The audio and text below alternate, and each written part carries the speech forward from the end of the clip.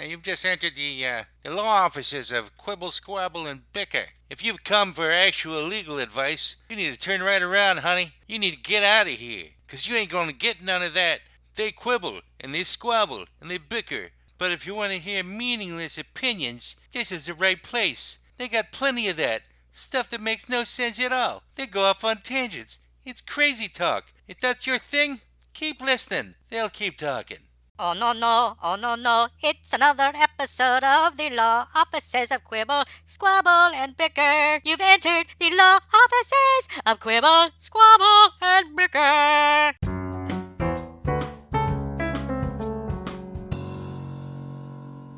Yay! Welcome back to another episode of the Law Offices of Quibble, Squabble, and Bicker here on this February 24th, 2021. My name is Matt. We have Greg and Brendan as the other members of the law offices. And today we have quite the guest. His name is SohoJohnny Pasquale. He is a philanthropist and music promoter, as well as he started a number of different charities. And he's going to be telling us a bit about what he does. And then he will help us dealing with our client for the day, which is Fedora The Explorer. So that'll be an interesting time, perhaps. We'll go from there. So just to start off, Mr. Pasquale, if I'm pronouncing that correctly, how is it that you are on our show? It's and if you could let people know what SOHO stands for, because I think people have heard that term over the decades, but they don't know what it actually means. First of all, thank you for hearing my case and representing me under the law offices of Quibble, Squabble, and Bicker. That's the fake law offices, and we are fake attorneys, everybody. Fake attorneys. Well, thank you for hearing my plea. Thank you for having me on the show. SohoJohnny, just quick right for the audience, is somewhat of a nickname that I garnered when I was younger because my family goes back over 100 years, back to my grandpappy. Soho, which is an historic neighborhood in Manhattan, the Big Apple. Does Soho stand for something? Well, yeah. I mean, technically, it's south of Houston. It's just a 26 square block area, historic district area in Manhattan, and it's internationally popular.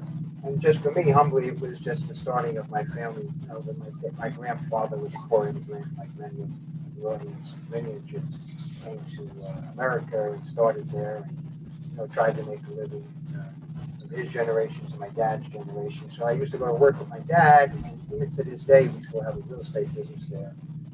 And, over the years, that was one of my nicknames, and that's the one that kind of stuck.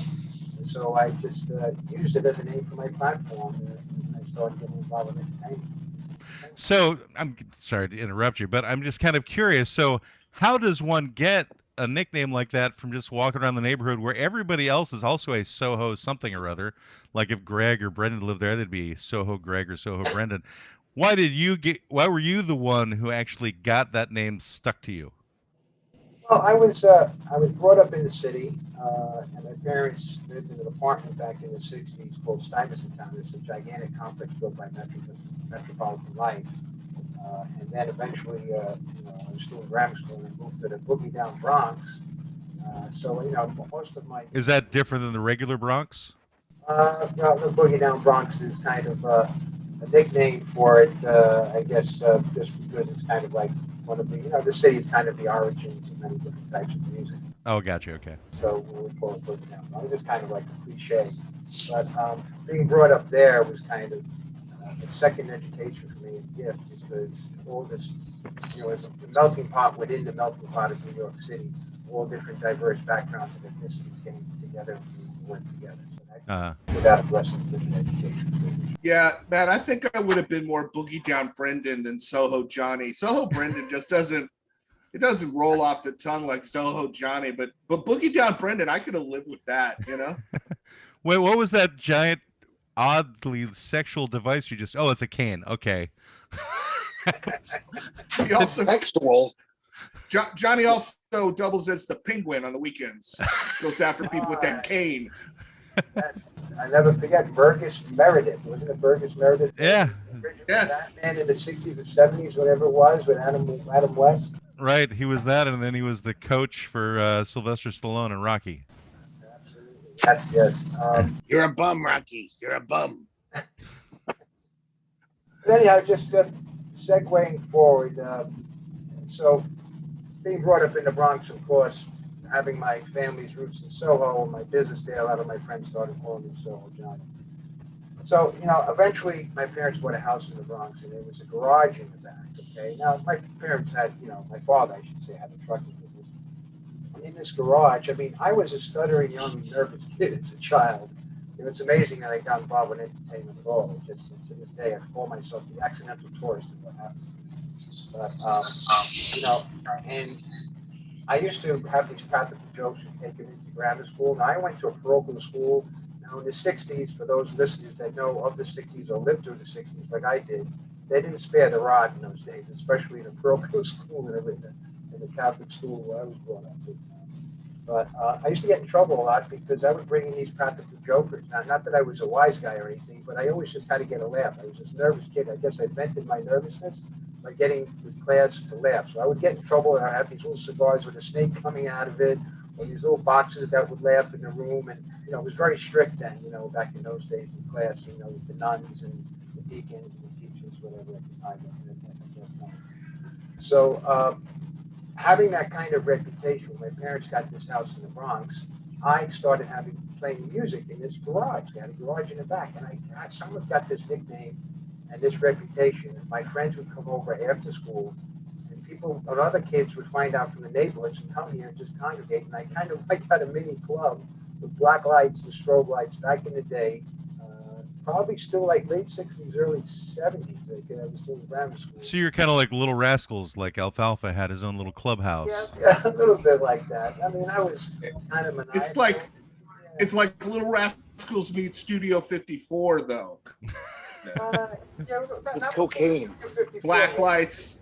It's just that's on the cusp of that. Yeah, but that was more like classic rock, like the Who. I still love the Who in these days. And back in those days, the Bronx had a lot of gangs in it. The city had gangs, especially the Bronx. And a lot of the families, they felt comfortable. At least they were at someone's house, or this guy's house, this family's house, in this garage. So I think that's kind of the seed. I mean, I gather my sense of entertainment, the gift as I got from my mom. Do we all remember when we were kids and when you first got into music, how you played that same music over and over, whether it be a vinyl, whatever, and you drive your family crazy, whatever. Yeah, it still happens. It still happens. So I remember Tom Jones, and he was What's New Pussycat came out in 1965. So for my mom, who was trying to get involved with entertainment a little bit in those days, I got music, and she always has music in the household.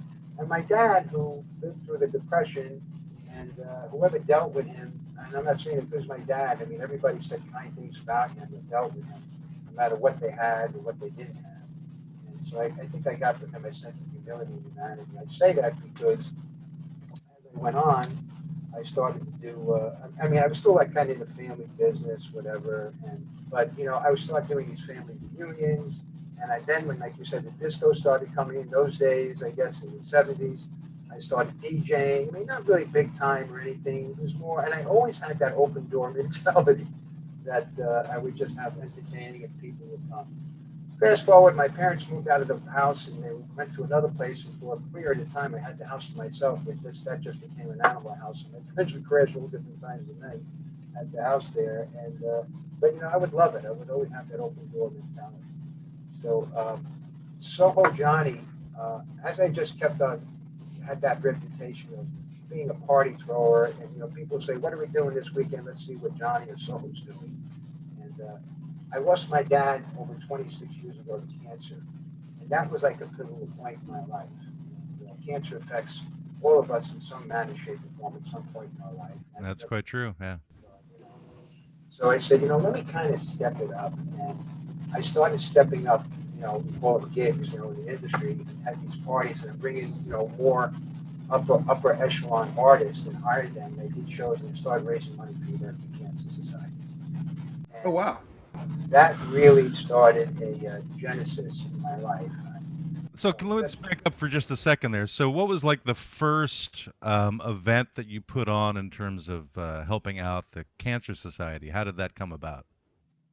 Well, I'll try to think of a few. I don't remember the first. I mean, I've done other charities, the Humane Society, because I'm a big animal lover. I remember I had that one in a building in Crosby Street in Soho. And that was the cool thing about it. We have some properties to this day in South down in Soho. So, we would offer solutions even to this day because we have a real estate brokerage and for retailers or whatever, or for offices, commercial there. So, so we did something for the Humane Society. I don't know how many years ago that was, and that was really a trip. I had Johnny Rocks, who's a pretty well-known DJ, great guy, and we had a party. And I remember it was like, I'll tell you an interesting story. It's for the Humane Society. Now, I remember it was in the dead of winter, so it was freezing cold in New York, and people would come to this party. And I remember a couple of ladies came in with fur coats, okay? And there were some other people that really got upset. How dare you come in with fur coats? This is at the Humane Society. They're wearing fur coats. So I kind of had to break up like a cat fight, but it was literally, because they would use those for fur coats if the cat lost. Exactly. But it was. We're gonna start throwing cats at people. Exactly. It was very interesting, and I'm trying to walk a good line there. But American Cancer, like one comes to mind that got a lot of notoriety. This was, So at the American Cancer Society, were people coming in and smoking? They were wearing cigarette coats. Yeah. A whole cigarette made out of tobacco. They were coming in with radium rods of uranium. What? Radium rods? Isn't that radioactive, some kind of thing? Sure. They had like mini nukes that they were letting off in the corners of the room. That would be ironical. That would be insane.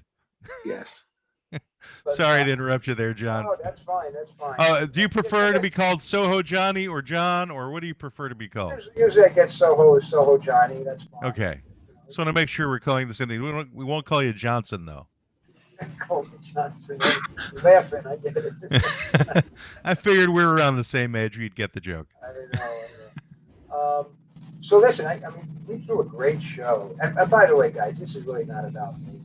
Like I said, I'm the accidental tourist, and this has been like a journey for me. It's a blessing because you have all these people that have surrounded me, and I love to get to do these charity shows. I call music the tie that binds us all, right? Because there's no diversity, there's no nothing, As long as you're not there to hurt anybody else, you're welcome to the house of SohoJohnny.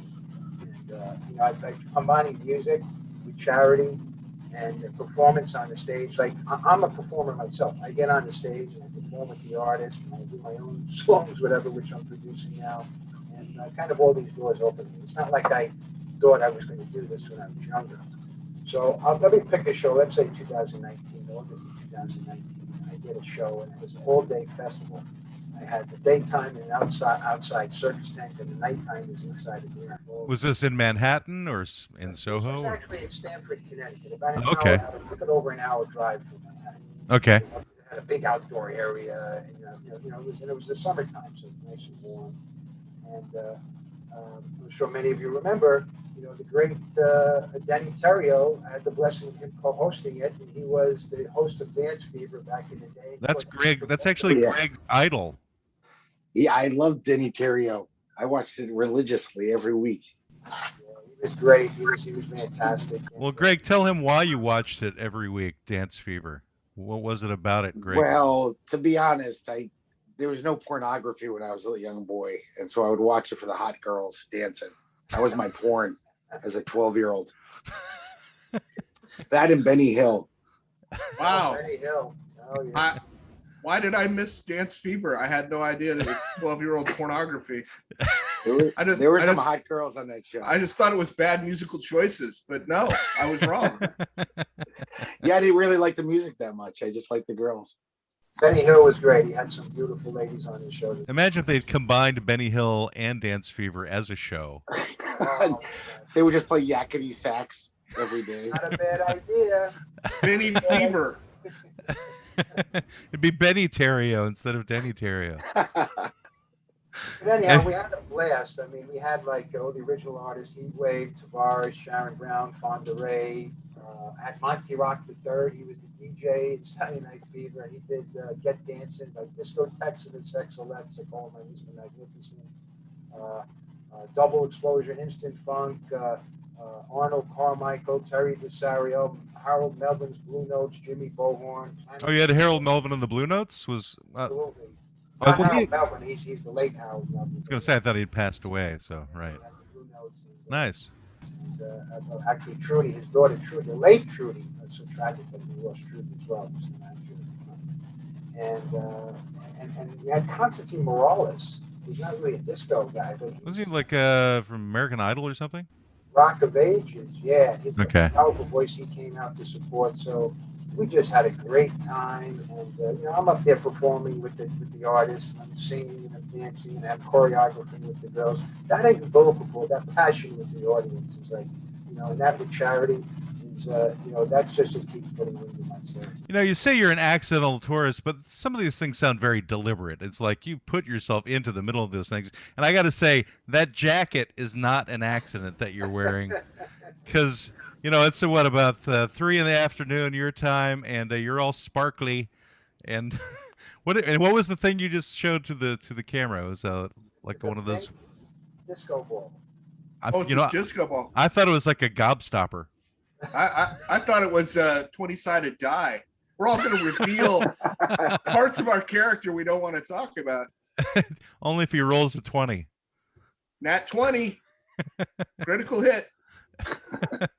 We'll be doing Dungeons and Dragons next week. So this is like a lifestyle for you, because again, you've got your sexual cane to your left, and then you're wearing the sparkly jacket and the disco ball. So do you do twirls when you go down the stairs and stuff? Do you show people your dance moves? I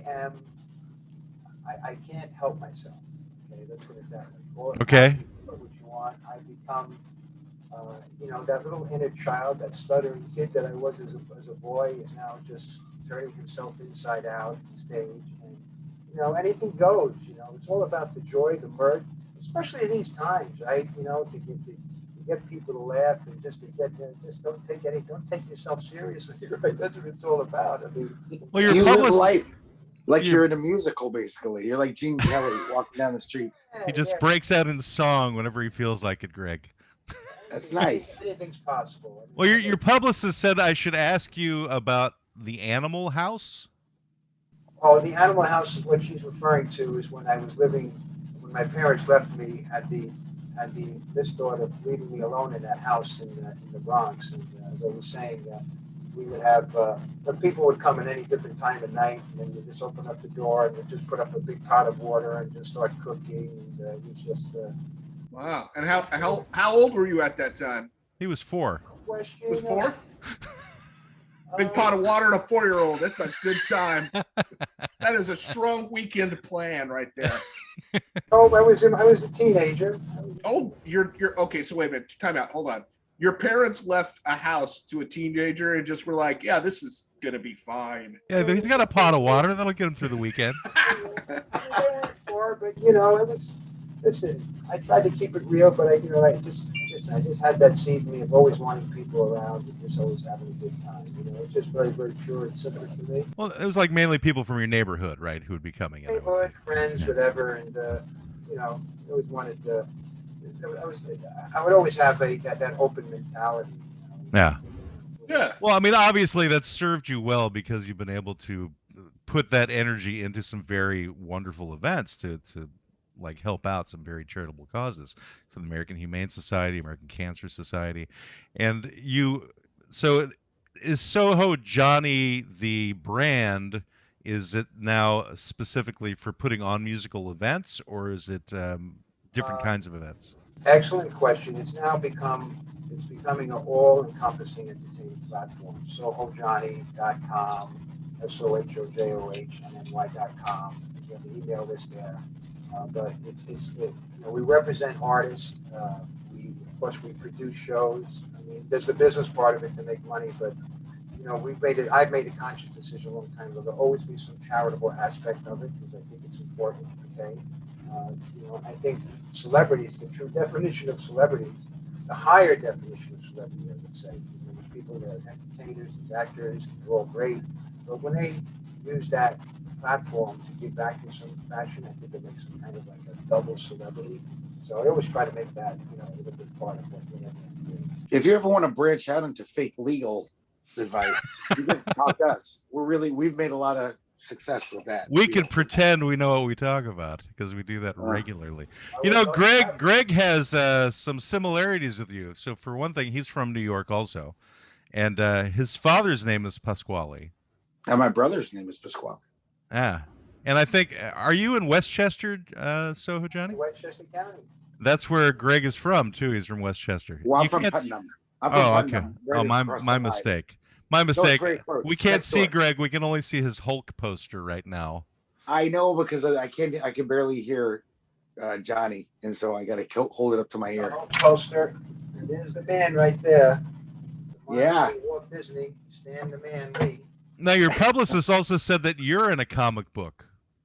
Yes, we have a SohoJohnny comic book. I called it Mandate for Humanity, first issue. Do you have superpowers in it? Yeah, it's really a trip, and there was 3 kind of mentors. I don't know if the comic book aficionados that are listening to us, but Greg is enough for all of us. Yes. There's another character. Remember Shazam, Billy Batson, who gets into Shazam. Shazam gets his power from these 3 godlike, Mercury. Maybe I get the name for Mercury for speed, super speed, and something for super strength. So what? Excuse me, I can't help it. So we have 3. Howard Bloom, who's an unbelievable, brilliant guy, publicist in his own right for many years, and writing. He wrote so many books and everything. So he gave me one superpower. My buddy Scott Page from Pink Floyd gave me another superpower, and whom I just mentioned before, my Mr. Magnificent Monty Rock III, who was on Howard Stern and Johnny Carson so many times. He gave me the glitz. And supposedly, and the irony of this, guys, is that I think we were formulating this before the pandemic, right? And the plot is kind of like the world got really. I'm not going to say destroyed, but there was just no entertainment, and people were unhappy, or people were suffering. And here I am with a couple of my chums, Nino and Frankie, we're going out, and I get these powers, and I just bestow people to break them out of their lives and make them appreciate Smell the Roses. So that's probably really what it is. And, that sounds great. So it's the power to throw parties. With his magic sex cane. Unhappiness.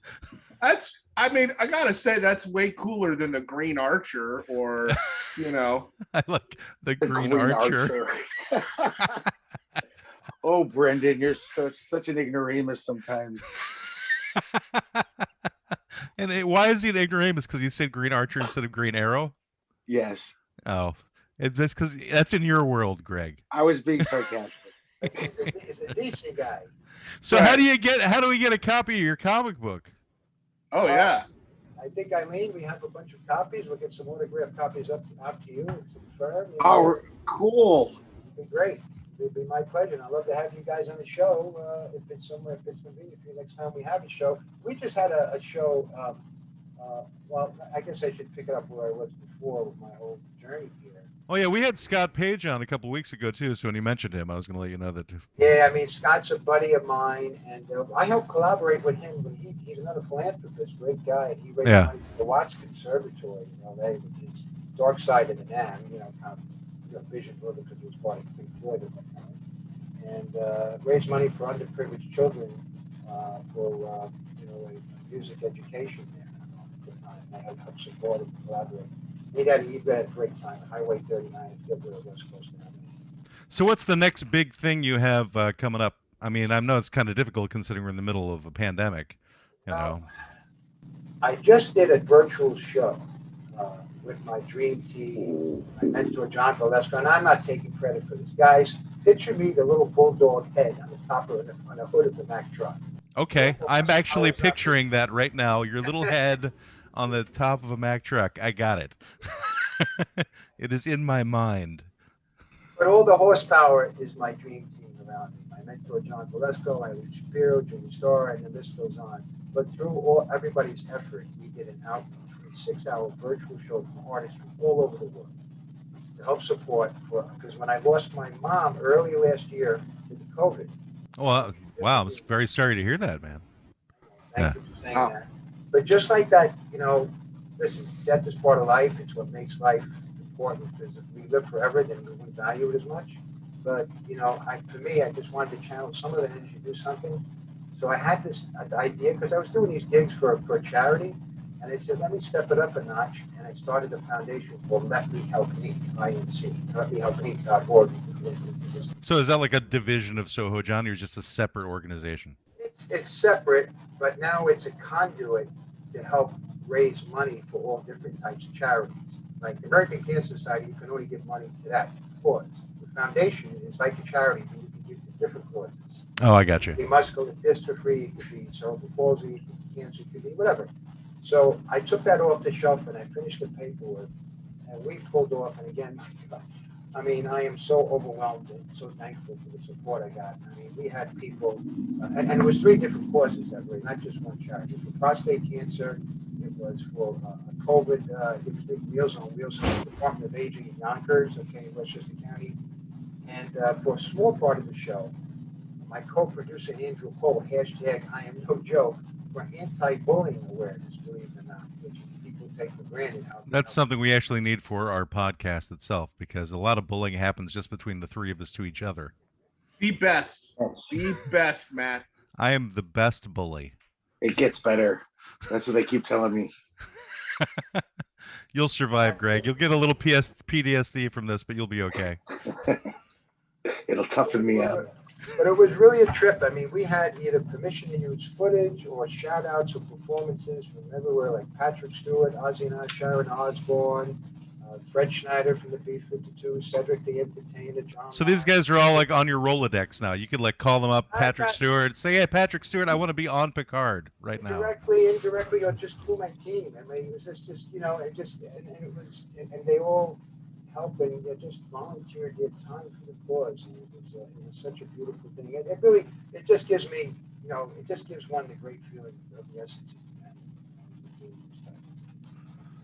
it just shows a lot of hope. And listen, while we're talking about this, guys, for your fake firm, Purple Squabble Bicker, what you're doing here is keeping the light on too during these dark times. So listen, I take my SohoJohnny hat off to you guys too. I think it's really cool, and I want to thank you. That just gave us the perfect segue into dealing with our client for the day, which is Fedora the Explorer. So now we're going to just like switch gears. You can certainly bring up your charities at any point if you want. But Fedora the Explorer, I wish I could take credit for that. I mean, I thought I was being clever whenever I came up with the name of the client, but it turns out like everybody and their mother came up with that name long before me. There's even a hat called the Fedora Explorer that you could buy online for everybody. But I want to get into like, what is the purpose of hats? So you have a hat, Johnny, there. It's part of your mystique, your aura, your mythos, I guess would be the right word for, it creates this mystery about you. But there's hats for all different purposes. For example, like Brendan is wearing his ball cap, and Greg is wearing a toque, I believe. It's hard to tell. Right now, all we see is his hand. Here. There we go. So yeah, I can hear you fine. He's got himself a knit hat. However, I didn't come unprepared, so I do have a number of hats so we have. Many people think this is a fedora, but it's not really a fedora. It's more of like a trilby. The fedoras have a bigger brim. I don't know if it's going in and out of space whenever I move the hat around. But this is more like a Panama. This is more like a Panama. This is more like a Panama hat. And oddly enough, Panama hats are kind of made in Ecuador these days. And then we have the bowler or derby, right? I can't put this on without it looking. Anyway. Perfect. It's like Laurel and Hardy. Right. And then this is like a hat that just lost a lot of its cachet because it got all floppy as years went on. That's like a Bella Abzug. If I wear it like Bella Abzug. But if I wear it like this, I could be like the old prospector guy, with the thing flipped up. Anyway, but the question is like, where did hats come from? How did it start? Why did people start wearing them? And then how it evolved, you know? So I would imagine the original purpose of a hat was to keep the rain off your head. Wouldn't you say? Big rain or just to keep the head warm in the cold. And of course, then it became a fashion statement. For me, it kind of just took a life of its own with the SohoJohnny persona, you know, the character. Well, but weren't you wearing hats before you became SohoJohnny? Yes, I was, but not so Okay. much. Fedora hats, you know, just more of the caps just to stay more practical. Okay. Now it's like more of like a showpiece here. I've got dozens of them now, different types. Is that made of leather, the one you're wearing? This one's made of leather, Okay. black leather. And, I have actually from the last show when I did with Andrew Cole, I got another hat. It was autographed. It was made its way down from Slash. You know, Slash's hat. From, Guns N' Roses. Yeah. Oh, I thought he said Stash. I'm like, I don't know who Stash is, but I Oh, figured. come on, you know who Stash is.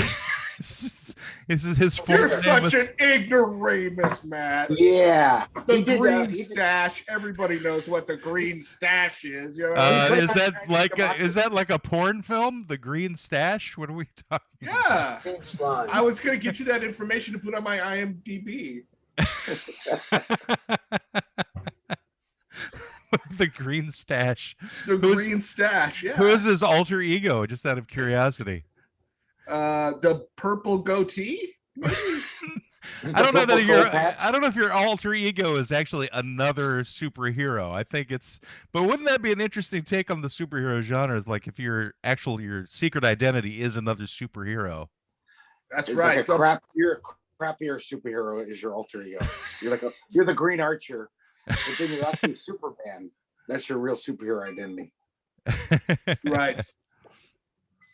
Yeah, you know, I started wearing hats primarily because I didn't want to like wash or brush my hair. Is that horrible? Am I a horrible person for that? I think that's actually a common thing, honestly. I think that a lot of people wear hats on the bad hair days. I don't wear hats except when it's cold because I don't really care that I don't brush my hair. And I don't care if anyone sees it. But I don't get hats. Like I only wear hats to keep warm. I hate having something on my head. Like it's uncomfortable. I don't like wearing hats, but it's freezing. Do you feel that way about clothing as well, Greg? Yeah, I love walking around nude in my apartment in the summertime. I'm a total nudist. Thank God. Only for myself. Nobody has to see it. So for those, I think they're all seeing it in their minds right now. Yeah, well, good for them. I actually went back to some old YouTube, you know, now that everything's on, all the shows are on YouTube, and went back. And there was one, and I must have blocked it out of my mind, Greg, where you were the whole show had no shirt on. Yeah, it was hot. Oh yeah, that was a frightening episode, if I remember correctly. I was trying to tilt the camera so it was just shoulders and above. Did we lose Johnny? We lost his video. I see that. I know. Can you guys still hear me? Yeah, we can hear you. Well, I thought maybe we had driven you away, like screaming or something, because we've gone into like a weird area of conversation now, which I have to admit, that's what happens here. So Johnny, if it's like 100 degrees in Westchester, humid in summer, do you still wear your hat? Like you like to have that persona? No, probably not. Certainly not a leather one, or maybe just one that will give me some shade out of the sun and some more practicality here. But hats have kind of like become like an extension of myself. So it's funny how that kind of morphed. That's what Panama hats are for, Greg. They're light. They're lighter on your head. They actually breathe, and they help actually the heat coming off your skull kind of escape a little bit better. Wearing Panama hats. I think I've worn a Panama hat. Yeah. My Cuban grandfather gave me one. I also have with me a pork pie hat, which for me is like one of the funniest of names is pork pie for a hat. Now, wow. I think it comes from, like this one, it can actually fit over the headphones a little bit. I like that one. Blending into the walls. Why is that called? Yeah, why is that called a pork pie hat? It tastes like pork if you look at it. Is it made out of a pig? If you chew on it, it's exactly like a pie that a pork made. Maybe you can turn it upside down and put like the pork grounds into it and make it's like a bunt cake. I don't know. Well, I was gonna see if I can find like where pork pie comes from. I'm like, in other words, why it's called that. But it comes from like the 1940s, and it's very Portland.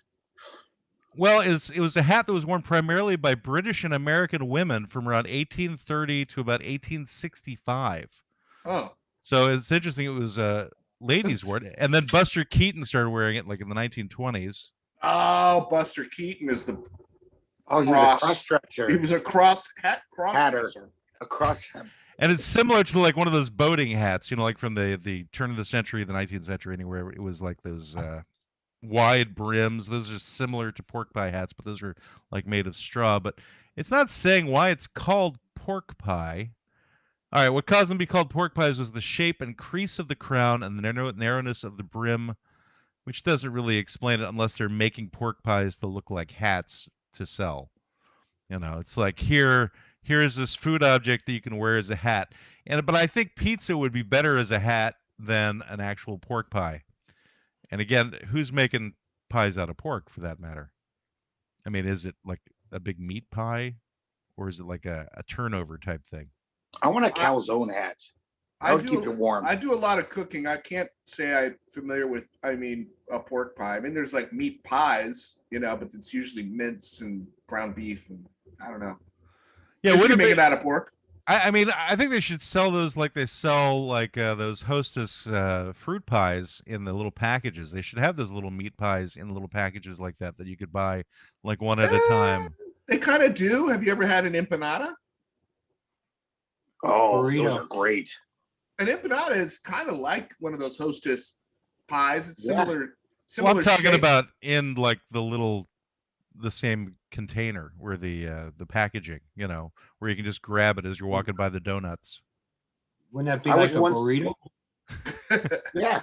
Brandon and I were having an actual discussion yesterday about whether a burrito is a sandwich, and we've determined that a burrito is a sandwich. It's not. No, it is. Oh, no, it is. It's definitely a sandwich. Yes. Okay, this isn't our new client today.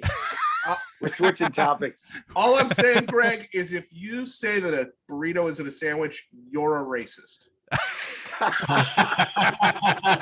You know what? Torta is a sandwich. A burrito is a different thing. You're thinking of a torta. Florida I'm thinking of a torta. Florida is America's scrotum. That's what Florida is. No, he didn't say Florida. He said torta. Torta. Like, do you ever have a pork torta or? You have to explain remember, we're not ethnic like you are, Greg. You're gonna have to explain what a torta is. It's a Hispanic sandwich, Mexican sandwich, basically. Yeah. Two pieces of bread. It's a very different kind of bread. It's kind of like this thick. I don't know how to describe the difference, but it's a sandwich. Well, let me tell you why a burrito is a sandwich, Greg. Because it's a meat product between bread. So that's a sandwich. Right. But it's surrounded by bread totally, so it makes it different to me. No, it still becomes a sandwich as long as you have it within the bread and a tortilla. So an empanada is a sandwich? Yeah. Yeah. If that's made with bread of some kind. Like if it's made with a tortilla, then it's a sandwich. It's you kind of stretching the definition of sandwich. I don't think it's stretching at all. How was the sandwich invented? It was because that the Earl of Sandwich was playing poker or diddling his maid or whatever it was going on. Yes, diddling his maid. Well, wait a minute, he was diddling his maid, and he made a sandwich after? He was hungry. So then he asked for he had some meat and they had some bread, and he opened it up and he stuck it in between it. So a taco is basically a sandwich, right? Because that's definitely a substance between two things. It's definitely a sandwich. When it's totally surrounded like an empanada, it seems like you've created something new. It's something new, but it's a new kind of sandwich. In the subgenre of sandwiches, maybe like the species and phylum. If you opened it up, you could wear it like a hat. I'm just trying to get back to our client because we're like our client's being thrown to the wolves now, just like that burrito will probably be. Johnny, do you think a burrito is a sandwich? I think a burrito is. I would agree. It's some form of sandwich, although it's completely by the bread. So let's say it's a mutant sandwich. The mutated strain sandwich. Okay. Maybe you could fight in your next comic book. You could fight the mutant sandwiches. You can fight Burrito Man. Yes. It shoots like guacamole out of his hands. I'm a super tostada. Captain Torta. It's This every sounds like Sorry. every Hispanic sandwich is made into a superhero. This sounds like a Donald Trump fantasy. What? Fighting Burrito Man and stuff. Why would that be a Trump fantasy? Because he doesn't like Mexican people. Oh, got it. I didn't know where you were heading with that one. Oh God, that was a stretch. So in this, tying this all back together, if a burrito is a sandwich, is A one Pizza of those, Hat? No, is one of those Mexican wrestler masks. Is that a hat? Ooh. I think it's a sandwich. It could be. Because if you put if meat it was in made it, out of bread, there is meat in it, Greg. It's You're right. His head is in it, yes. so it's like a Mexican wrestler sandwich headgear. Like cabeza.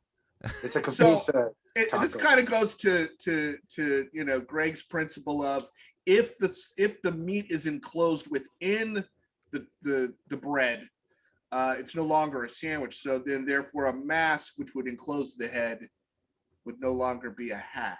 Yeah, it's another thing. It's a new thing. Well, but a torpedo from a submarine will still blow something up, and a depth charge that can blow up a submarine can blow something up, and they're not the same thing, but they're both weapons. So it's kind of like they're subcategories. So a burrito is like a subcategory of sandwich, Greg. You have to look at it from that point of view. So you're saying if I go to Safeway, I could just put a hat on and say, "Hey, this is kind of like a mask." I don't need, I'm COVID free. Sure. Yeah. You see, you breathe through the top of your head.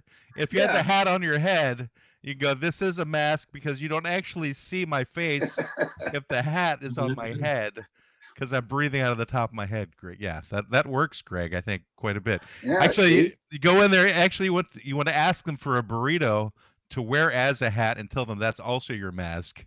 And see how long it takes before they bring the guys with the nets to come in. I'll try that today. Because I'm just kind of envisioning you walking into a supermarket going, can I get a burrito to put on my head like a hat? And I'm not wearing a mask. That's right. Because I have a burrito on my head. So if you're going to get a hat, depending upon the weather, of course, you either want a hot burrito or a cold burrito. A cold burrito? Ew. Well, for a hat. How about a calzone? Is a calzone a sandwich? There's no meat. Yeah. Just melted cheese inside the dough. Yeah, I would say that's another version of a sandwich because calzone is like an Italian burrito. Okay. But a calzone doesn't traditionally. Now I'm not Italian, so Green Archer and all. A calzone doesn't traditionally have. It has meat in it, or it could, but it doesn't always. Sometimes it's just cheese, right? I do want to say Green Archer is Portuguese, so that's why you're not familiar with it. Right. Anyway, that hasn't been established. That he's Portuguese? Well, they retconned it in the 2000s in issue number 79. Retconned it? What's retconned? Retconned. That means when you go back and like change the origin and say, "Oh, that never happened." Like in comic books. What does retcon stand for? I don't know. Oh, continuity or something continuity. Retroactive continuity. These are big words, Greg. I'll get Green Archer wrong, but I know retroactive continuity. Parallel timeline. Yeah. I think that we will never have possible retroactive continuity on this show. No. I wish we could every episode. I wish we could reset. Just dial it back and just try to become normal again. I'd like to go back and retcon the Naked Greg episode if I could. It's there forever on the internet. It's actually one of the shows that has a lot of views, Greg, just so you know. Which one is that where he's naked? Sex Cells? No, it's not. That would be appropriate, but it wasn't. It would make sense. I forget now. I made a note. It was man boobs. Was that the top of that could be a good client, man boobs. I can tell you that SohoJohnny probably does not have that issue. He looks svelte and in good shape, and I don't think he's got a man boob problem. No, he doesn't. Well, I mean, he's only like 25 years old, so that's probably why. Hey, Johnny, do people ever tell you look like Martin Scorsese a little, like a better looking version of him? And taller? No, I haven't gotten that, but you really remind me of in the face. Stick in my mind now. Yeah, if you had those glasses, I think Greg's right. Well, I think there's a little bit of the accent because they're both from New York, but I guess there's a slight resemblance. But that's like saying in the face that Greg looks a little bit like Scorsese. No, I look like Dom DeLuise with a beard. I just put glasses on, but I think I'm faceless still on this party for some reason. So yeah, I don't know are you using a laptop right now? I'm using a laptop. Okay, so in the lower left-hand part of your screen, you have something which says stop or start video.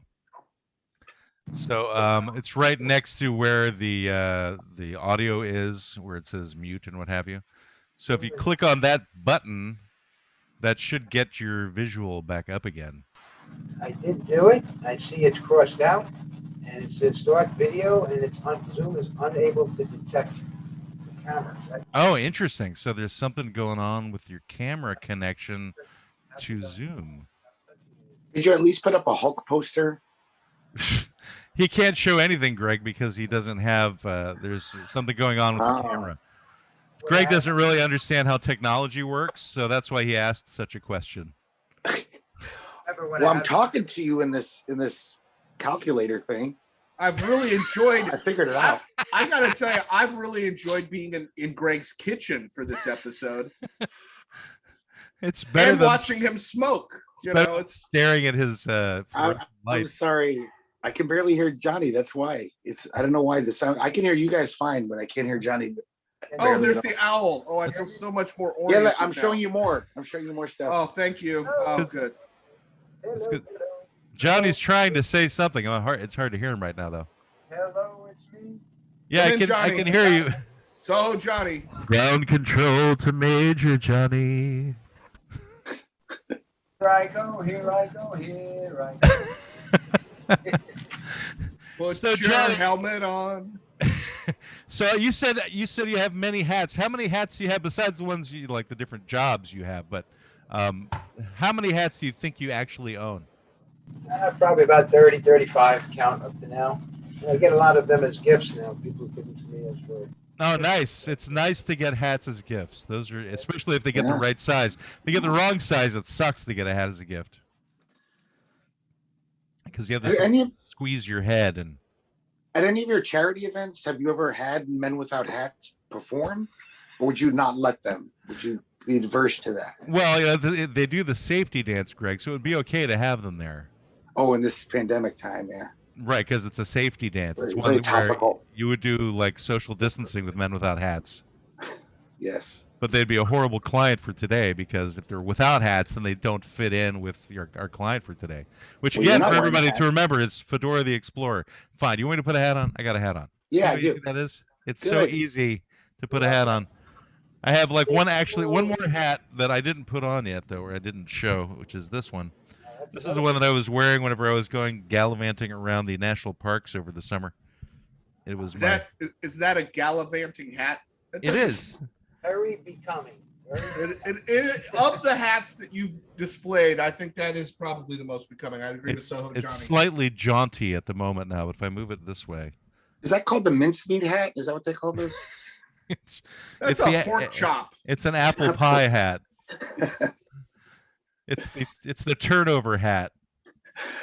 It's a quiche hat. It's a Pop-Tart hat. Do you get weird hats? Like, did people like mix it up and give you like a cowboy hat or like a nutty hats, or they give you hats that the kind of hats you wear? Sombreros you get? I think I saw a picture of Johnny with this really interesting, like almost a military type hat, but it's like a double-sized hat that you would see on somebody from the Village People. Oh, it's probably the one with the steel studs around? Yeah, that's the one. Right, that was when I was at the NAMM show in L.A. Over a year ago. Yeah, that was I had performed, and yeah, that was a trippy. Great That night. must have like I thrown actually off have your it over sense here. of space a bit though, because did you like hit the tops of door frames a lot wearing that hat? Because that was like kind of a tall hat. Well, yeah, a little bit. I had to watch my height restrictions there, and that was yeah. We were hitting from club to club that night, and I think because the NAM exposition down in I forget where it is in California that I was with Scott Page at the time, and it's just a fun time. You just go from the concert to concert, whatever, all throughout the day. So, and NAM, that's what the National Association of Music Merchants. Is that the right place thing we're talking about? Yes, the NAM. Okay. I think it's usually held in January down in California. Were you hanging out with Scott Page when he had that crazy super mullet back in the 80s? Did you know him then? No, I didn't. But he was running all over the place in those days. He is a high energy fellow, I got to say. He has lots of things to talk about. Really nice guy. Enjoyed having him on. He has one of his famous sayings. I'm sure he probably said it on the show. He says the only thing that exists right now is this moment, this second. Oh, right. Yeah, he was. It's just a thought that's behind us. Everything we're thinking about in the future is not here. Doesn't exist yet. Anything that's real is right now. He's an existentialist. He's a tech guy. He's a very smart guy. He's a great guy. Very entertaining. Yeah, the fact is that everything that we say is in the past. So that is quite true. There is no now. There is only then. Oh, no. There is only, and I think Scott would agree with you, there is only now, there is no then, and there is no future. There is only this moment. No, there is no moment. The moment is, there's no moment. Catch it. Put it in your hand. Tell me more about it. You can't because it's gone. You guys are blowing my mind. Well, Shit. that goes to the non-dual nature of reality, which we've talked about before. Have we? We've talked about the non-dual nature of reality? Yeah. In what way? I don't remember. Maybe I was talking to somebody else. I'm like, Maybe I was talking to myself. That's not very non-dual, is it? no, it's incredibly non-dual because you're talking to yourself and you are one person, so there wouldn't be a dual. Right. It would be a ool. I've never had a duel in my life, so I guess I'm living a non-dual reality. Well, then I am throwing my gauntlets down at your feet. You shall duel. Are you gonna slap me with a glove? Greg, you've seriously, you've never been in a fight? I mean, not a duel, but like a fight. No, I've never actually been in a fight in my life. Wow. A real fight. I got a guy knocked me over and basically made me cry, but I didn't get a punch in. This big bully, these three bullies just knocked me over and sat on me. That's sad. Greg, I know. Greg, it looks like you're on a boat right now. Your screen is rocking back and forth. I'm getting fishing. seasick again. I'm hungry, so I had to go fishing in the pond. Time to start singing some sea shanties. Isn't that a popular thing with the kids these days? I just heard about that. It's all over TikTok. The TikTok witches are all about it. I think Johnny's next charity event has to be with the sea shanty people. Yes. Have you done that? Yeah. No, I haven't. You have to capitalize on it now before it becomes completely old hat. See, I tied it back in, everybody. Good work. And you could wear a big pirate hat or something, or a fisherman's cap. Yes, he could, Greg. He could wear a sombrero too, just like you mentioned. Yes. Well, Johnny, we're going to start wrapping things up. Is there one final, we'll be very quiet because you're kind of quiet, so it's hard for people to hear, but one final thing that you want to talk about in terms of what your, what you've got planned for the near future? Well, I'm going to be hosting a show called Soho at Night. It's in the works, and it's been kind of on the sidelines now because of COVID, but that's going to be coming out later on this year. It seems we should be going into production. And we've got a very, very cool show. One of the artists we represent, a band called Animazex. It's a metal, heavy, like rock metal band for children's themes, like Disney characters. And they're great guys. And where they're doing metal for Disney characters? Yeah, metal concerts and music for Disney characters. That's fascinating to me all of a sudden. That's neat. And what we showed John Valesco had suggested there's a blind camp for children, for blind kids. And so we're going to put them together, and it's going to be like their charity of choice to Let Me Help. And we're going to do a kick-ass concert probably in the fall to raise money for the kids and have a great time. Well, if you're interested, you feel free to come back on sometime as that's getting together, and we'd be happy to promote it. It sounds like it'd be a great cause and a great show, especially if we get to talk about Disney characters and what instruments they would play if they were in a metal band, because that's like a whole new client for another day. I think we could do. And we won't talk about hats, that's for sure. All I know is that I really see Peter Pan on the mellophone. So, in his heavy metal band. Yeah, love interesting characters, and we've got some great merchandise coming out, kind of like superhero-ish of the Animazex, of what they're doing, and kind of like. So this will all be on your website, SohoJohnny.com. SohoJohnny.com. To sign up for our email list, we're on all the usual suspects. I'm not a tech guy, Instagram and YouTube, and of course, Let Me Help Inc. as well, .org. And we're always here ready to hear a shout out from anybody. And, again, it's not about us, it's about us, right? It's not about me, it's about us together. It's all about the community. Absolutely. Yeah, we should get your sister involved with that, Greg. She likes to get involved in that kind of thing. She's probably near him. Yeah, she is. She's in Mayopac in Putnam County. Okay, that's not far at all. Well, that being the case, since I just brought up his sister, that's usually how we end the show. So we're going to end it just by saying, thanks, Maria. Thanks, Maria. Maria. This has been the Law Offices of Quibble, Squabble, and Bicker Computer Telecast, where any advice has been designed purely for amusement and deep-sea diving. Please take a candy on your way out, pet the lion tamer, and subscribe to this computer telecast if you know it's good for you.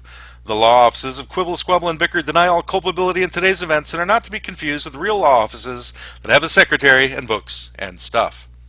Thank you all. Have a good day.